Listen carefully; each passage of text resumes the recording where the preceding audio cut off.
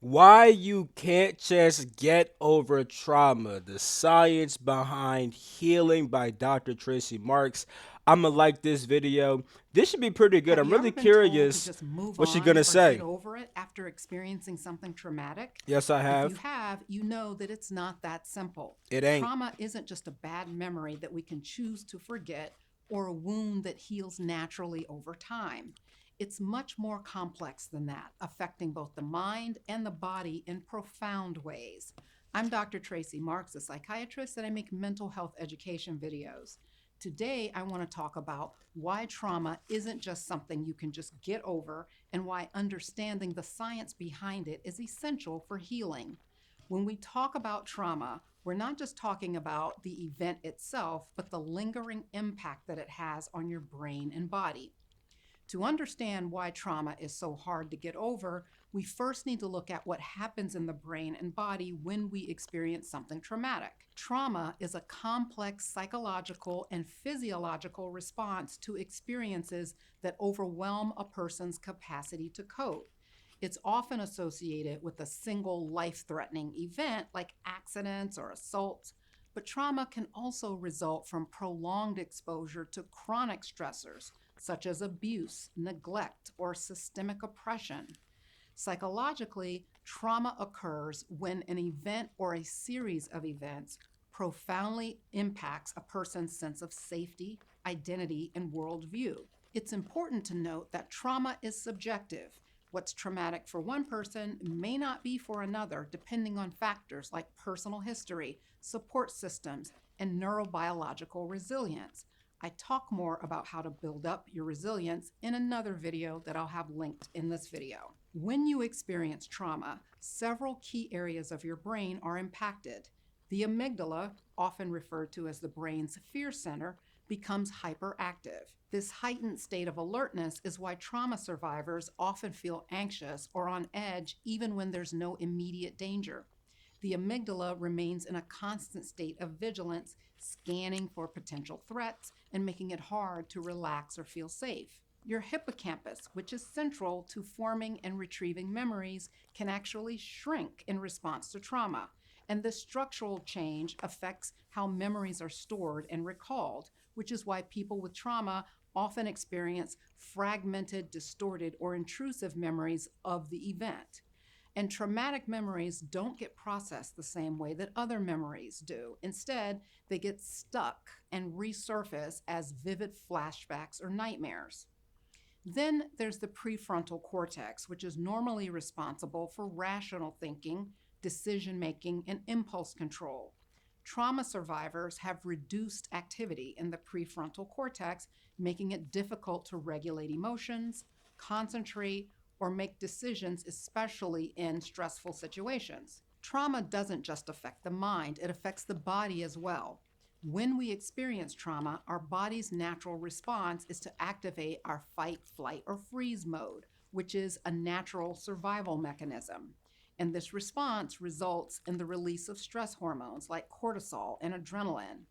These hormones prepare us to either confront the threat, escape from it, or become immobilized if we have no other options. But if you've experienced trauma, this stress response can become chronically activated even when the immediate threat has passed. And this is where trauma becomes stored, if you will, in your body. This persistent release of stress hormones can lead to a range of physical symptoms, including muscle tension, chronic pain, digestive issues, and fatigue. Trauma survivors often report they feel perpetually exhausted, on edge, or trapped in an endless cycle of stress. Trauma changes your brain and body in ways that are hard to reverse without targeted interventions. But the concept I'm sorry, bro. The food I'm eating is so good, bro. This shit is smacking my shit. Is y'all observing me fuck this shit up right now? Yo, this shit is so good, bro. of neuroplasticity offers hope. Neuroplasticity is the brain's ability to form new neural connections. By the way, when I was in residency in the late 1990s, we still believed that the brain was largely fixed and unchangeable. How depressing is that? It's only been in the last 25 years that the Wait, concept of neuroplasticity Niggas really thought that before? Why did niggas think that the brain doesn't change much? Nigga, our brain develops. Did niggas think that our brain just develops and then that's it? Like, that don't make sense. Nigga, like what? I don't understand why they would think that. You feel me? I don't get why niggas even thought that.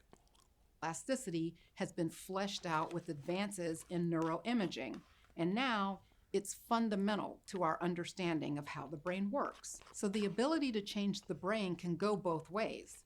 Trauma can create maladaptive pathways and shrink brain regions, but there are several treatment approaches that can allow for healing the brain from trauma through adaptive rewiring. Let's look at some evidence based therapies for trauma. One such therapy is eye movement desensitization and reprocessing, or EMDR. EMDR is a therapy that involves processing traumatic memories by stimulating both sides of your brain, usually through guided eye movements. This process helps to rewire the brain's response to traumatic memories by reducing their emotional intensity. It allows the brain to reintegrate the memories without the same emotional overwhelm. Another highly effective method is trauma focused cognitive behavior therapy. This CBT I'm actually certified in CBT. Y'all niggas know that shit? Now, granted, I'm not like a literal therapist, you feel me? And I can't teach this or use this as if I am a literal therapist.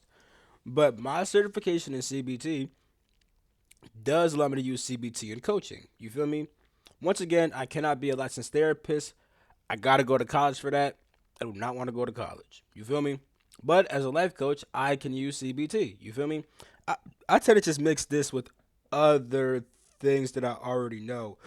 Whether it's different psychological tools or different spiritual tools, like I tend to just mix shit all together. You feel me? works by helping you identify and change unhelpful thought patterns and behaviors associated with your trauma. Trauma focused CBT includes exposure therapy, where you gradually face the trauma memories or situations in a controlled and safe manner. This gradual exposure desensitizes you to the experiences that trigger anxiety, and your anxiety reduces over time. Somatic therapies are also gaining recognition in trauma treatment. Unlike therapies that mainly focus on thoughts and emotions, somatic therapies focus on the body. Techniques like somatic experiencing and sensory motor psychotherapy work on the premise that trauma is stored not just in the mind, but in your body's nervous system. And these therapies involve tuning into physical sensations in the body to release stored tension and calm the body's stress response. These therapies help restore a sense of safety and physical self awareness, allowing trauma survivors to reconnect with their bodies in a healthier, more integrated way. This outcome is called embodiment and is an important aspect of trauma That I do think that's just important. I do want to say this real quick. I think that the best one she gave so far was CBT in the sense of like something that anybody could just do at their crib, because you could learn like you don't need to go to a you don't need to go to anybody who's licensed. You don't need to go to anybody who is licensed in CBT to kind of practice some of the stuff on yourself. Now, granted, it can be more effective to have like an actual practitioner work with you, but you can do this stuff at your crib too, because CBT is really all about. It's really what she said. You look at your thoughts and how your thoughts generate certain behaviors, and then you kind of analyze like if these behaviors are good and if these thoughts are good, and also the origin of these thoughts and why they even lead to these behaviors in the first place. You kind of learn how to like work through them, understand them, change them, all kinds of shit. You feel me? And yeah. So with that being said, anyone can do that shit. It's like mindfulness is a big part of CBT. You feel me? Like these simple things, we could do that. You like with these simple, my fault. The simple things in CBT people could easily do to better help them work with their trauma. But this shit is probably valid. I never did this, but I do know why this would be valid, because like you said, your traumas do get stored in your nervous system too, and working through the trauma in your nervous system through feeling is a very powerful way to release that shit and to stop constantly having the same automatic responses going on with inside of your vessel. You feel me? Recovery, because being able to tune into and understand your bodily sensations helps with recognizing and managing emotional responses to stress. Yeah. I know that's a lot. Let me say that again.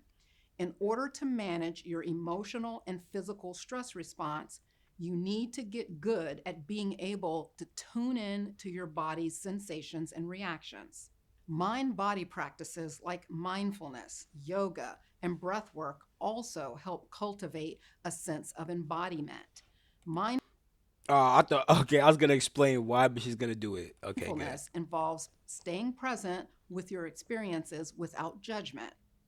For trauma survivors, mindfulness helps reduce anxiety and improve emotional regulation by training the brain to remain anchored in the present rather than getting swept away with traumatic memories or worries.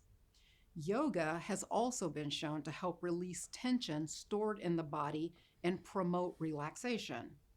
Specifically, trauma informed yoga focuses on creating a safe space for participants, allowing them to That's actually nigga. If you combine mindfulness, stretching, and I'm saying stretching because technically yoga is a whole system that involves stretching, but also involves studying, ritual. You feel me? Anyway, when it comes to yoga, yeah, nigga, you mix some yoga because yoga is good for like when you do certain stretches, you can release certain energies and traumas inside your body. Breath work helps you to bring up your traumas and stuff like that too. Mixed with a little bit of mindfulness and a little bit of CBT too.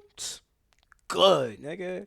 connect with their What? bodies and regain a sense of control. Similarly, breathwork techniques like deep breathing or diaphragmatic breathing I'll get can there. help You feel calm the me? autonomic nervous Breath. system, reducing the body's fight or flight response and promoting a state of rest and healing. Another important aspect of trauma recovery is practicing self compassion.